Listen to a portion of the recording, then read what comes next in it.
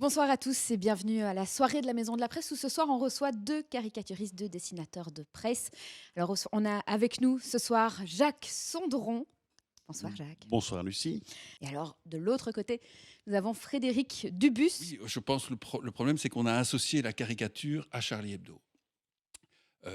Moi, je fais de la caricature, Jacques fait de la caricature, mais pas dans le même registre que Charlie Hebdo. Charlie Hebdo est un journal très, très spécifique, qui est quasiment le seul au monde à faire de la caricature provocante, trash. Et nous, effectivement, on n'a pas le même public. On travaille pour des quotidiens ou pour des hebdomadaires avec des journaux qui sont relativement familiales. Je veux dire, quand tu achètes Charlie Hebdo, On sait ce qu'on achète, tu quoi. le laisses pas sur la table du salon pour que tes gamins de 6 ans jettent un coup d'œil dessus. Par contre, ce que je trouve qui a changé, c'est le regard des gens. Effectivement, pendant 2 mois, on a été des stars. Tout le monde adorait les caricatures et tout. Mais je trouve que c'est vite retombé et pas dans le bon sens. Je trouve qu'on souffre un peu plus de, je dirais pas de censure, mais de la méfiance des éditeurs, par exemple. C'est-à-dire que ça a mis notre métier en lumière, alors que c'est pas notre but. Enfin, nous, on est dans le fond de la classe, on envoie une boule puante, mais on n'a pas envie d'aller sur l'estrade pour commencer à chanter ou réciter des poèmes. Et donc, à notre corps, enfin moi personnellement, c'est comme je le vois, à mon corps défendant, vous êtes caricaturiste, vous avez une responsabilité. Non, non, ça va, foutez-moi la paix. C'est-à-dire que moi, je considère l'humour pour ma part, tout le monde peut avoir son opinion, mais pour moi, l'humour, c'est une arme de défense, c'est un bouclier.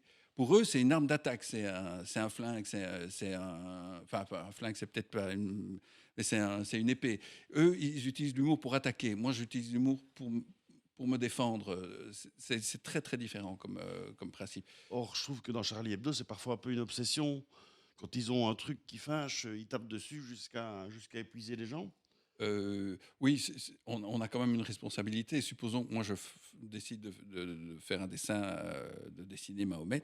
Je sais que il faut d'abord que j'ai une bonne raison de le faire, que j'ai une bonne idée, mais ce qui n'est pas évident. Et puis je sais aussi que j'ai une responsabilité vis-à-vis du journal.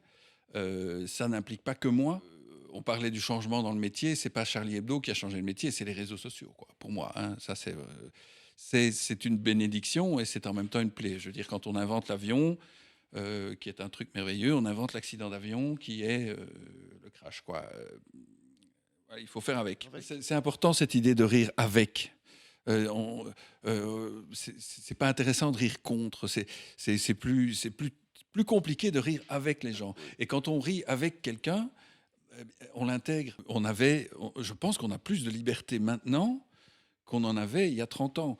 Il y a encore 20 ans, j'écrivais un sketch pour la Revue des Galeries où j'avais introduit le roi qui venait faire un sketch.